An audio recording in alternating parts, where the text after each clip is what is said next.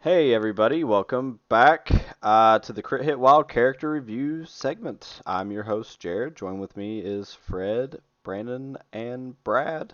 And today, this week we're looking at Thor, Prince of Asgard. So, in light of some new releases potentially coming down the pipeline, as well as viewer requests, we are going to take a look at Thor.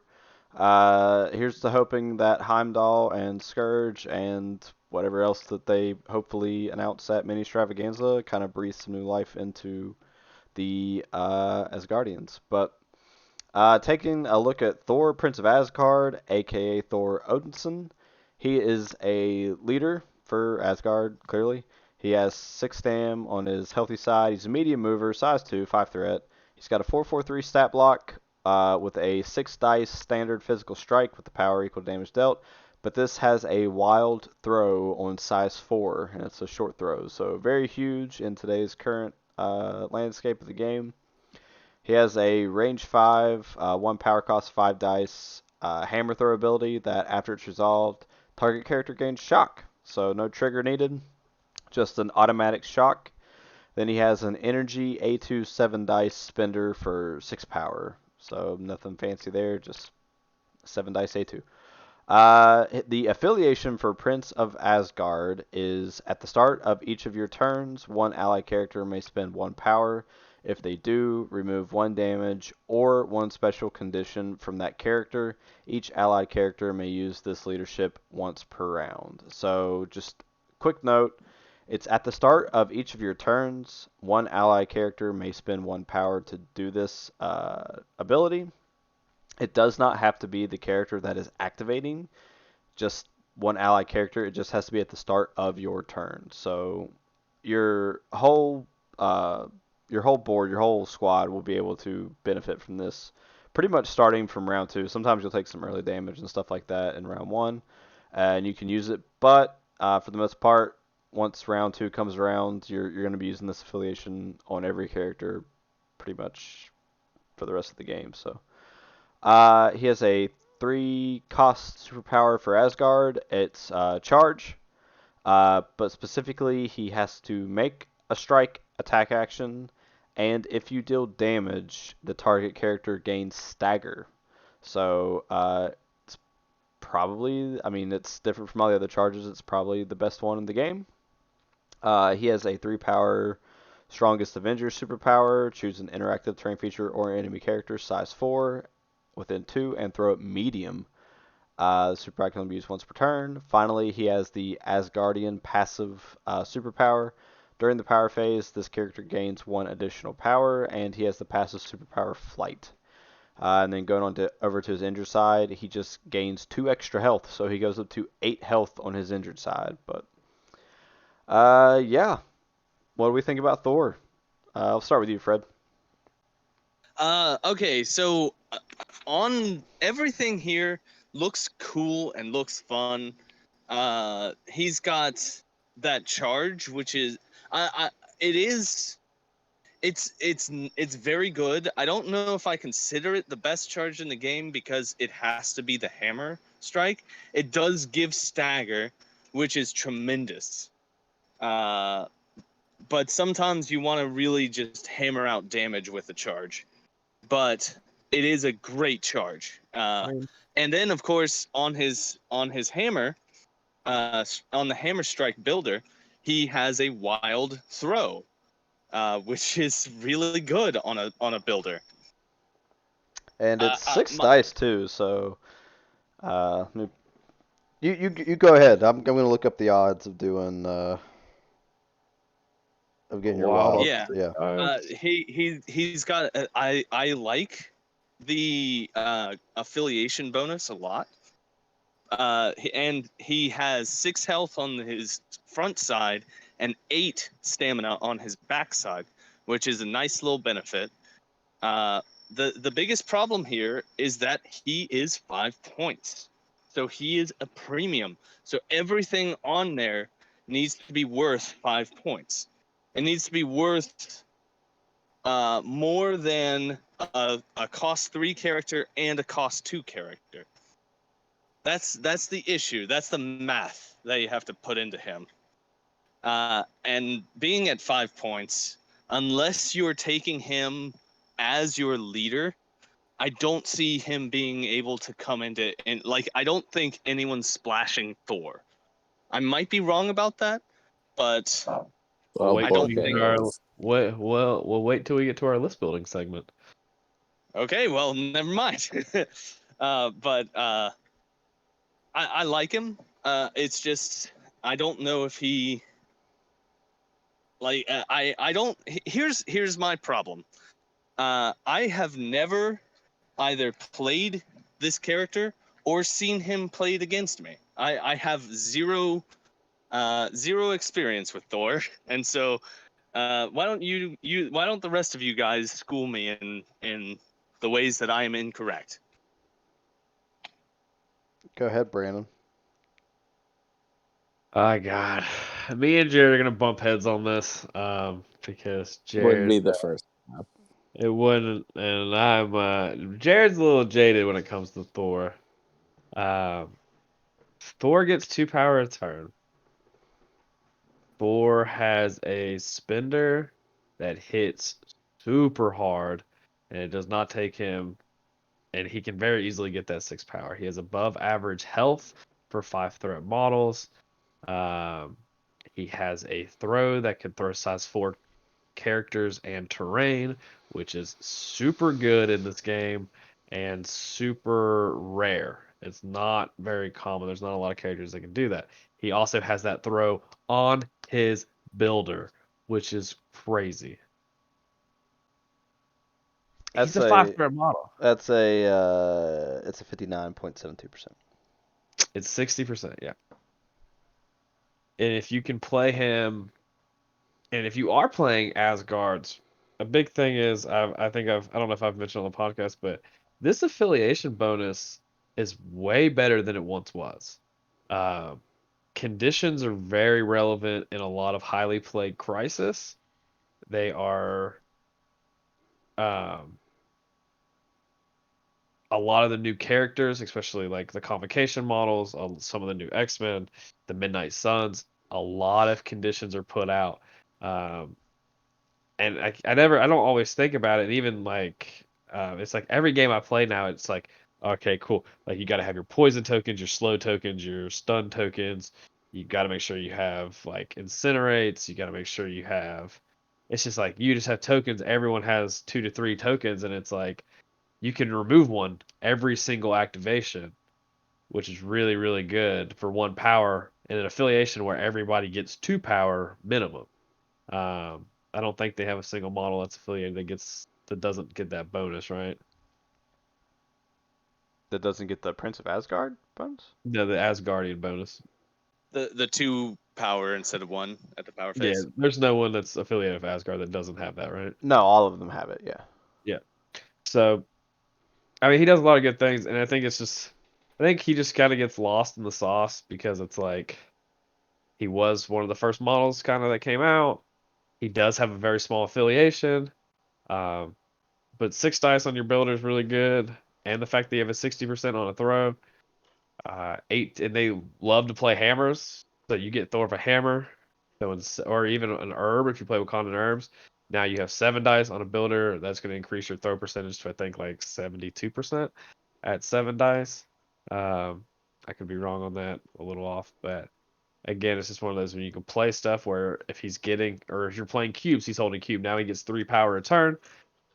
He can heal the damage that he takes, and now you have a size 4 throw at your disposal, for Asgard that can now, for 3 power, you can throw 6 dice with a throw and stagger on a size 4 character, which is so good in this game at this point. I just think a lot of the times people forget about Thor because it's like he has that. I think it's that leadership. It's a lot of characters in this game that have leadership. It's like you look at him and you're like, oh, cool, leadership, and it's like, do we play him this leadership? Especially when it's the only one for that affiliation. It's like, okay, cool, I want to play Thor. Okay, I'll play Asgard, and you don't really think, oh, I can play him in other affiliations as well. That maybe don't have a high threat affiliated model that's very good. Jean Grey. Um, and then you can do all these things very well with Thor. So I'm probably a little bit higher on Thor because everybody else is a hater and Thor's the man. So. I'm not a hater. I like everything on this card. This card is very cool. The issue is going to be whether he matches his cost, and I think he mostly does. He's very cool. You There's a ever lot had of a cool stuff. Hey, Fred, I have a question because I Yeah, know this yeah, happened to you. When Juggernaut gets thrown into one of your characters, it sucks, right? yeah. It sucks a lot. It He sucks a can whole do. hell of a lot. He can possibly do that 3 times in a turn for 3 times. That sucks a lot. A whole hell of a lot. I'm not going to deny that. Hey, you know what? You're right. Oh, I need this to be very clear that that's happened to me too. I played Juggernaut one time, and Hulk came up and threw him 3 times in one turn. I have not played him since. I have not. I didn't buy him. I did not. I have still never purchased him. I have no. I've never put him in another roster. I can't do it. I can't. Nah. I like how Fred thought about it for a second. You talk about throwing Juggernaut into his own people like 3 times. He's like, well, yeah, that sucks. Yeah. That was really good. And my 60%. butthole puckered. Yeah, and it's very relevant. And it's scary. Like I said, that's happened. I lost that game, and I don't want to say I specifically lost it because of that, but I mean, Certainly didn't help. he dazed 4 of my characters by throwing Juggernaut into them. Yeah. Like Juggernaut rolled decent defense, and like I just wish he would have died because then he couldn't have been thrown into him. But he was staying alive, so he just kept throwing him into people, taking 1 damage. That I can does he pay to reduce? I do forget that. Yeah, Juggernaut pays to reduce. He does pay to reduce. Yeah. Yeah. So and he reduce to 0, right? Yeah. Yeah, I think his can I go to think 0. yes. I think yes. I need to have the card in Well, front then of me that's to on you answer. if you kept keeping him alive. You should have just let him die. I mean, but at that point, it's like once he's killing all your other characters, it's like, well, shit, you gotta kind of keep him alive, or you don't have anybody, right? No, he can only reduce to 1. Suffered by 1. Oh no, he can reduce to 0. Yeah. There's no minimum on it. So and he has a medium move. Like I said, my biggest pet peeve in this game is small moves. So medium. Well, good to go.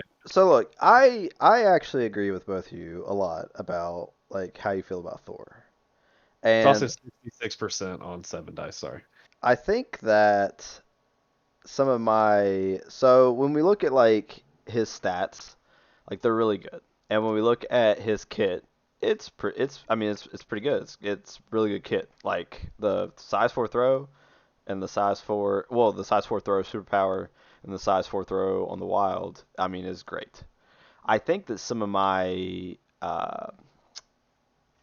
apprehension like with Thor is not necessarily Thor as like a piece, but it's Thor like in his like with the affiliation. Because I started out like I think I've probably said this before. One of my main focuses was Asgard, and I think in the first like tournament league that I ran at the shop, which was it might have been before we had started having monthly tournaments. I ran that. It was. I played Asgard, and it was great, and they were really good back, in the release cycle that they were in.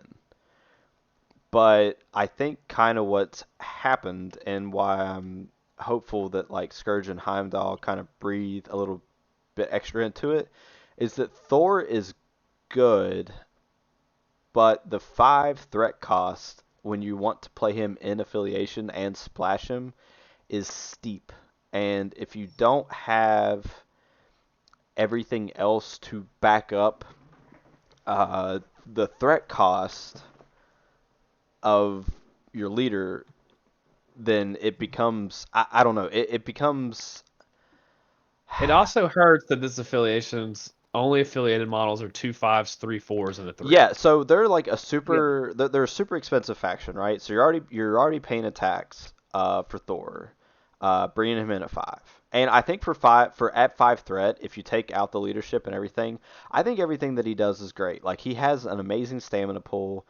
The one thing I think if I have a gripe about Thor is that he can get really dicey. And then, I mean, you could say that about like a lot of characters, but his kit is very dice reliant. And in Asgard, there's no dice manipulation unless you take something out of affiliation. There's no dice manipulation, and and I've had so many times where I really needed to hit the wild strike. And granted, it is 60%, but I didn't hit it, and it like because you're running so few models that you really need him to do work as a 5 threat character. You need him to do work every single time that you activate him. He's kind of like a Corvus in Black Order, and I'm going to kind of make this analogy. Like, they don't have the control that Black Order does, right? Because Thanos has 2 stones, he has Mind Gem, he has Cosmic Portal. They don't have that kind of control. So when Asgard came out, they were like the premier brawly like affiliation that was in the game. Like, they're high health pools. They have decent defense across most of them, and they all hit pretty hard. So they're the premier brawling faction. Well, then you turn right around and Black Order comes out, and then all of a sudden Black Order can outbrawl Asgard and any other affiliation for that matter. So when you're comparing it, you have like a Corvus who in Black Order, when you go with him in a faction that kind of wants to kill and brawl and stuff, you have to get the most out of his activation every single time that you activate him. Because if you don't, or you have a series of bad rolls, then it's going to kind of spiral out of control for you, and you can lose a game with a bad turn. And it's kind of like that with Thor. Like, yeah, you can do the strongest Avenger and throw. If you do it for Asgard and you don't do any damage on that for Asgard, and you miss like a key stagger, or if you're not getting your wild throws, it can feel really bad. So as a 5 threat leader, Thor just sometimes he feels kind of dicey, and I think that's kind of the lens that I'm looking through if it makes sense. Is that because you have to take him, and because he's dicey, he's not always consistent. So you can have these turns where he's just a 5 threat dud in your affiliation where you're paying a premium and all your other characters are expensive, and that's the one thing that kind of just gives me a drawback on Thor. I think that the affiliation is really good. Being able to heal constantly on top of your high health pool and being able to remove like stagger and stuff is really good. I like that he can do automatic shock. I like all the size 4 manipulation that he has.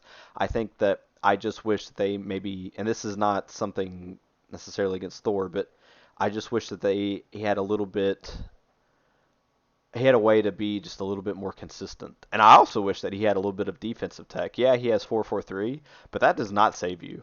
It's the same thing. Like, at least Angela has ribbons where you can't reroll against her. But the 443, even with his high health pool, it does not save him. Like, you have Odin's Blessing, and that's it.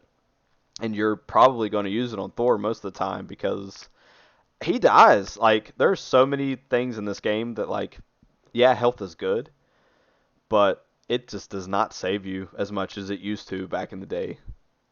For So those of you who are listening in, Odin's Blessing is basically the same as Exceptional Healing. It's you spend 3 power and it reduces the damage from an attack to 1 damage. Yep. He actually Yeah. 443, ironically, or I thought it was ironic, is actually like slightly below average for 5 threat characters. Okay, so 4 for 3 it's okay. It is basically average, but Yeah. it's But hey, it's better than I think Murdoch. his health I pool is think above average though, right? Yes. Yeah. I think you've said this very well. You just made a case that was very compelling to me. What Brandon was saying is with the throw, it's about 60%, and yeah, that's awesome. But that's 6 out of 10 times that it happens. And what if the times where you really need it to happen are the 4 out of 10 times where it doesn't? I get what you're saying, and I can understand fully how that can be very frustrating. Yeah, See, but I feel like the whole argument, if I just want to chime in because I feel like it was mostly a knock on Asgard and not really Thor. it is. I think that Thor as a whole kit, I think he's good. I think he has a lot of really good things about him. I just don't let the health in the 443 fool you. Whenever you're playing a faction that has no like if realistically if you're playing Asgard, again I am knocking on Asgard a little bit. If you're playing Asgard and you're playing Thor, which I feel like I have to kind of home in on the affiliation because to Fred's point, he does not really get splashed too much. There's a case for like Steve Avengers. I'm interested to see what you guys have come up with as far as like roster building goes. But he doesn't get splashed, so he gets taken in Asgard clearly. So I'm kind of homing on that. He just I don't know. I'll quit riffing for a second. I'll let Brad talk because we haven't let Brad speak yet. Go ahead, Brad. He's fine. Okay, fair enough. We're back. Yeah, okay. The throw obviously is good. The leadership's great. It's one of those things where I look at it and I go, if only Cyclops had this leadership, Yeah. then Definitely Cyclops would be good. underappreciated. It's a very underappreciated leadership, I feel like. It's very good. I like it a lot. That's only gotten better. The best charge in the game would be Wolverine if you ever rolled wilds on the charge. Oh, okay. But you That's never fair. do. That's Never. You roll 0 wilds every time. I don't know. I think he's got a pretty good kit. I get the non-defensive tech, and if Heimdall has a bodyguard feature, or even like a save feature, kind of like last minute save on Lockjaw, where it's like, hey, if something's happening, you can pull Thor out of the mix. Yeah. That's gonna be such a massive upgrade to Asgardians. And I know, like, speculation. I was really big during the Black Swan, not wanting to speculate on anything. But it's like one of those things where it's like it is their affiliation roster is really really small. I feel like these two models coming out could make this affiliation insane if they are just like really good tech 3 threat characters. I hope so. Like I think one will be 4 and one will be 3, but I thought Supergiant was gonna be 5 and she's 3. So I mean, who knows? I just I feel like they're both going to be. I just feel like fours are. They already have 3 4 threat models. Like Enchantress, Hela, and Loki are already 4, and then yeah. you have Angela and Thor at 5. Like But I mean, I can just really see them both being 3. that's been their shtick is to have it. I mean, I do for quality of life. I hope that they are 3s to kind of open up a little bit more. Because when you look at it, like Black Order typically has what 3 models on the table, probably 4. When you're rolling sub 5 models, it makes it a little bit easier on your opponent depending on what they're bringing to kind of focus down and scalpel out stuff. Like 5 models on the table seems to be a sweet spot to where you're really like what do I need to deal with, and there's some like give and take as far as like what you need to scalpel out. When you're running 4 models or less, I think it becomes a little bit more clear and easier to just completely tunnel a model and kill them. And what I was saying earlier is, yeah, Thor has 14 health, but that doesn't save him. And Everything in the game dies. everything in the game Everything. dies. But when you look at Black Order, they all have a damage reduction, and then they all Well, have. He can heal in every character's activation, right? He can only heal himself once a round. Is it each? Each ally character can use that leadership ability once Oh, per round, but you don't have to have the model being activated to do it. So you could go with Thor first, people beat him up, and then at some point during the round you can do the leadership and pay 1 and heal him 1. But I mean, I think that me and you actually played a game, and I played as Guardians, and you're playing Midnight Suns, and Thor is good, but he has good health and stuff. But I think I med packed him. I think I might have Odin's blessinged him, and you still like Can we just clarify that I threw Hulk and Ghost Rider into him? which Yeah, are but two of the best models in the game. Those are two of the best models in the game. I put 11 points into Thor, and Thor held his own for a long time. that's because I had to do so much to him. But you didn't really put Hulk into him. You had like one good Hulk round. I think I controlled I Hulk don't. the whole time. But anyways, Yeah. um, What'd you do? Wait, what would you do? You controlled him with who? Who controlled him? I think it was Mind Gym Loki. I Loki. think Yeah. I think I did throw No, Hulk. Loki was on the other side. Loki and Voodoo were having their little battle on the other end. I think I hit him and I did throw him. I did get my wilds Yeah. that game. But after that, it was all Mind Gym Loki. Who killed Hulk? Yeah, I think did Loki? It was Loki. It was Yeah. I'm a god Loki smacking him with a Yeah. staff. Anyways, Yeah. when you look at Black Order, like the comparison I'm kind of making as far as just like brawliness goes, not even the control, because Asgard does have some control, but not too much. They all have damage They reduction, and they all like Proxima has martial prowess. Corvus has, which if we're comparing Corvus to Thor, Corvus has reality gem on top of damage reduction. So I don't know. I guess my point being is I like what Thor has. I wish that he had maybe a Thor little would bit be of nice with something. the damage reduction. Yeah, I think it would be on brand, and I wish that he had just a little bit of damage reduction, and then he would be a really, really, really, really good 5 threat. Well, I But mean, I feel like when you play them, you're gonna bring Odin's Blessing. You're going to bring probably Med Pack. Those in regards and combination with the ability to heal him once per round, like I mean, it's really good. I mean, like it's a lot of healing. And I know it's like you don't really want to be dedicated to that, but I mean, most of the time, most people, what 70% of rosters had Med Pack in them. Like, yeah, like majority, and if and it gets cycled out, like if they're talking about doing the tactics card cycle, like the rumors have kind of gone around, this leadership increases in value because if not everybody can take Mad Pack, then being able to heal your characters 1 damage is I mean, it's good. It's a yeah, and good there's an thing to be able to upcoming do. review because as soon as we review Heimdall, there's a really good chance Heimdall may even have like a bodyguard slash a heal factor. So that could be. Well, now we're just baselessly speculating. Yeah, Yeah, no, I get it. It's just one of those things where it's like this could be he could improve drastically in the next like 7 days. yeah. Right. And I Fair. Yeah. mean, just kind of touch on a little bit more positive. Like we've talked about the throws and we've talked about some of this other stuff in the leadership a lot. The Asgardian trait that he has, as well as all the other Asgardians, that enables you to do so much. Like it makes you very strong on pay to flip scenarios.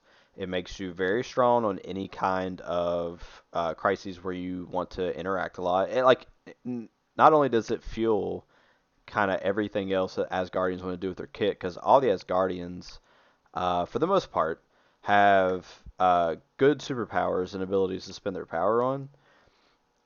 So this helps you enable all of that, as well as again just like interacting with crises. Like they're really good on deadly meteors, and they're really good on mutant madmen, and they're really good on Riot. Is another Riot Sparks is actually another good one, I think, because you can pay one to heal and then also interact with the console and heal again. So, and you have the power economy to do it. So I think that's kind of what leverages him a little bit more over some of the other 5 threats for me is that he has just really, really, really good power economy as well as just all of his control. But I've rambled a lot this cast, but that's because I really love Thor. I really love Asgard. They were like the first affiliation I really dove into, and they helped me learn the game. Thor's probably my favorite. Him and Spider-Man are probably like my two favorite Marvel characters. God, you're so basic. And well, what's your favorite? Who's my favorite? Who's your favorite? I have a wide variety of. I also Oh, have there it multiple is. characters What a dumb tattooed on answer. me. What a dumb answer. Dumb? That's a dumb answer. What's your favorite Marvel character? I got a lot of wide variety of people. It's hard to pick one. I have two tattooed on me. So like let's be honest. Like Who are the I've got two? Dead I've got Deadpool tattooed on me and I've got Okay. Captain America tattooed on me. You called me. You Holding called me basic. Mjolnir. You called me. So You called me basic. Spoilers. spoilers. All right. Yeah. Well, so I guess we can kind of move on to giving him a rating, unless anybody has anything else they would like to say. Any closing arguments? No, I think that you guys have said everything that I could possibly think of. I have nothing to add. Well, then you can start by adding your rating, Fred. Yeah. Okay, so I want to give him a B. I think that he is in solid B territory. Maybe on the higher end of B, but still a B. I'm in full B plus agreement. is an option there, Yeah, Fred. you can do plus and minus. You You gonna know be what? I'm gonna give him a B end. A B. okay. Fred, I'm 100% in agreement with you, and I will also give him a B. I guess you go ahead, Brad. I walked into this podcast thinking I was going to give him one thing, and nobody changed my mind. B. Okay. All right, Brandon, take us home. Oh my god. Uh, I'm going up an A minus. A minus. I Boy, the he does. naysayer is the highest grade. I know this is odd, but he does a lot of really good things. A lot of really good things, especially as far as everything goes. He just the size 4 is just really, especially now. I feel like I can't remember the last time I played against a roster that didn't, besides playing Brad's X-Men because Brad's X-Men, but I feel like every other roster's got a Hulk in it or a Juggernaut or something that you just want to just be able to displace and kind of get out of the way. That's 100% And true. yeah, and just having that option available to have multiple attempts to throw that character in a turn is really, really relevant. And I do think the last couple of games I've played, I just remember looking down and it's like all my characters have like 3 conditions on them, and just being able to get rid of those is really good in this point in the game. So I think I'm gonna go A minus. Okay.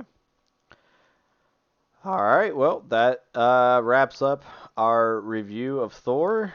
A good character with a good kit that is slightly hindered by being a 5 threat leader, as well as a little bit hindered by his own in affiliation stuff. So, did I surmise that correctly?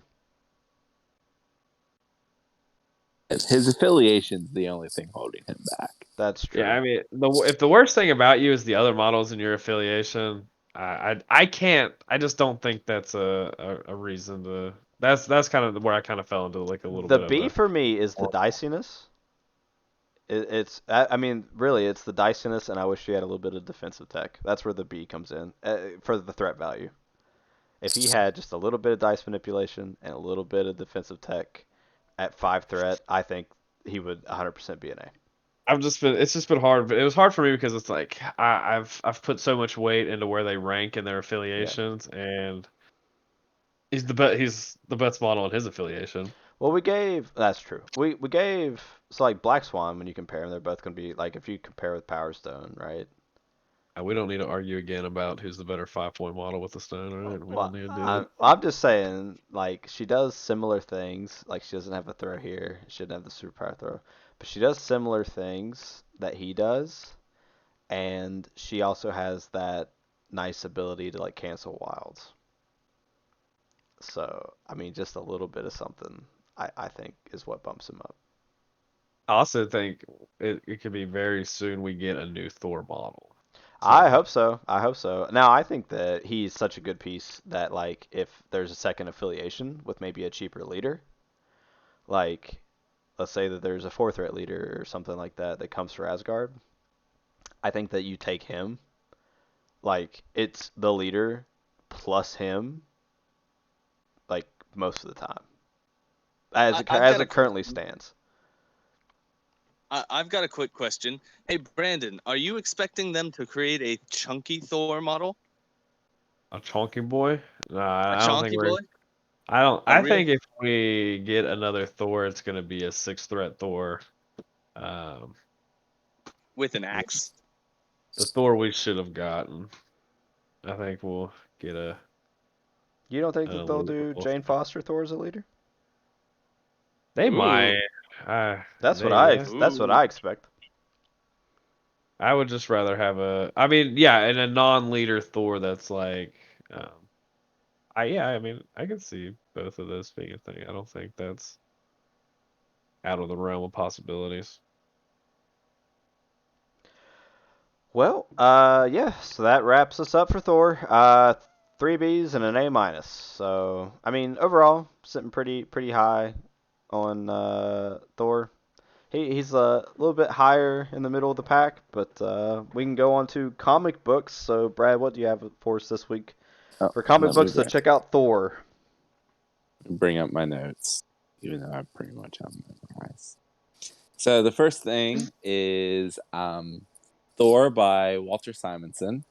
That's Thor 337 through 382. That's 4 years worth of comics. When comic fans think of Thor, they think of this run. He's the definitive writer / artist on Thor. Most of the stuff they have pulled for the movies have come from this run. It's if you're only going to read one Thor thing, you read these 4 years. The other recommendation, because I like to have a couple, is Thor: God and Thunder 1 through 11 by Jason Aaron and Assad Rubick. I've talked about Assad Rubick before and how good his art is. And I've heard this run, Jason Aaron's Thor, is pretty good, even though I haven't read it. The important thing about this story is that it features Gore the God Killer. And if you've been paying attention to MCU news, then you know Christian Bale's playing him in the upcoming Thor: God and Thunder. And so if you want to read a comic with Gore in it before the movie comes out, you can read Thor: God and Thunder 1 through 11. I think, side note, that he looks really good as Gore. Like I'm interested in the movie. I've seen pictures of comic Gore, and he doesn't look anything like that.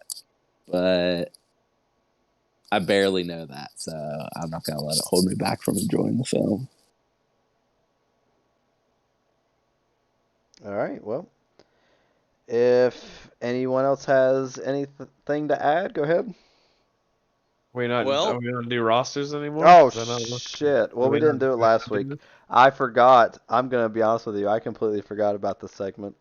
Well, Go Super Giant's probably not going to make her way into many rosters. So. go ahead, Oh, guys.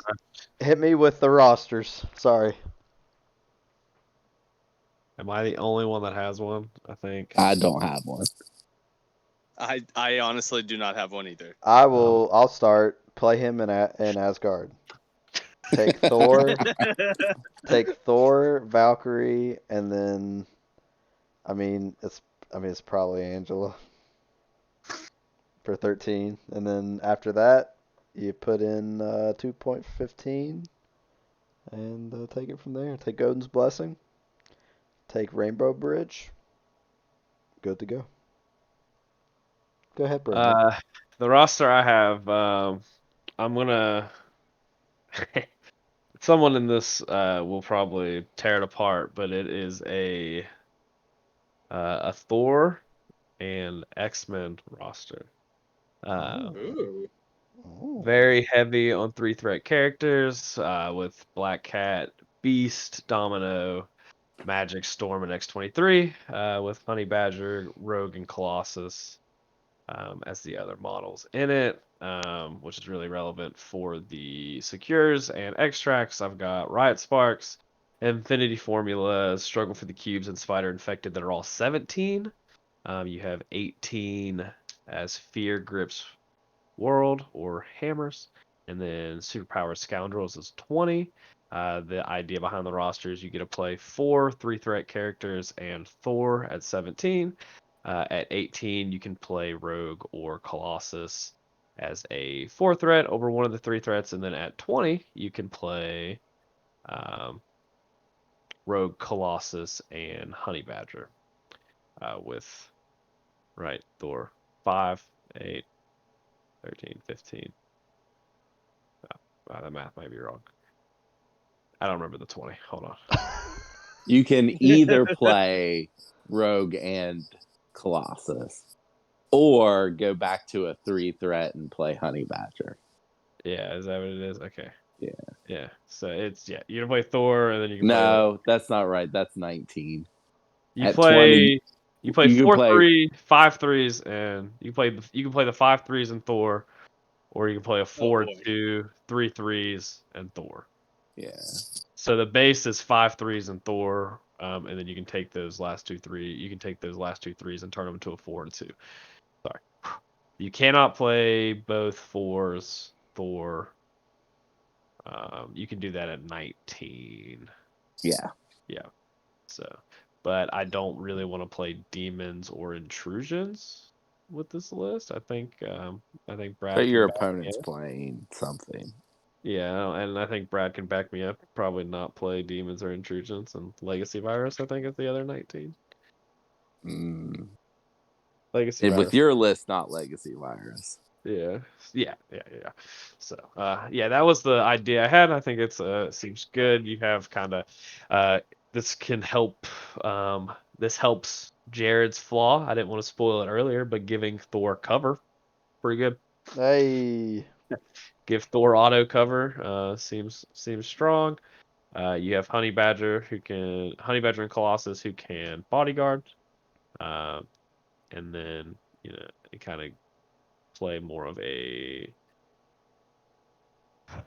distraction game with Thor and play the scenario with the rest of your pieces. So seems fun. I don't know. Brad knows a lot more about X-Men than Would you I. like to hear my opinion about this list? I would. Let's hear it. I'm ready for it. I like it. I think it's pretty good. Thanks. I put a lot of thought into it, and especially in the Secures and Extracts, because I was like, man, I can't come in here with a lackluster X-Men roster. I will never hear the end of it. I think your roster's better with maybe some different 5-pointers, but Thor's not bad. Yeah, I think it's fun. I mean, I think we have a 5-pointer that eventually when we review I will give the highest grade to. I think that I think fits in this roster very well as well.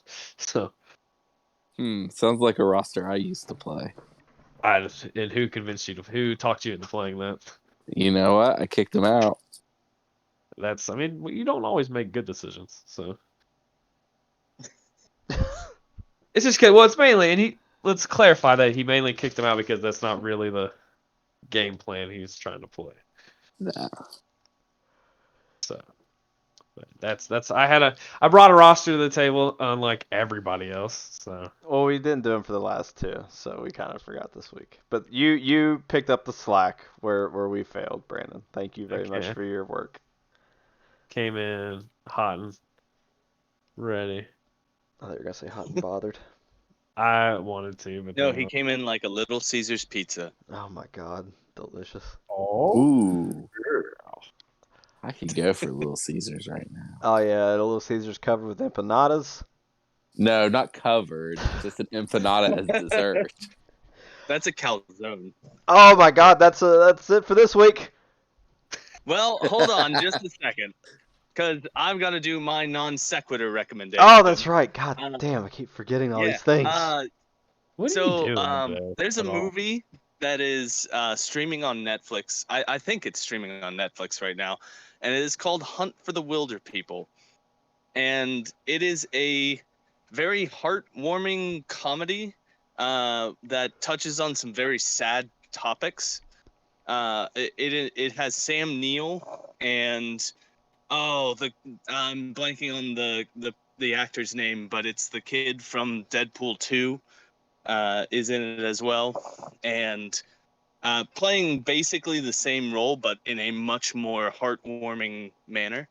And it the filmmaker is able to add in a great deal of very sad themes without the whole mood of the movie being sadness. It still manages to be a comedy, and that filmmaker is a very very talented filmmaker named Taika Waititi.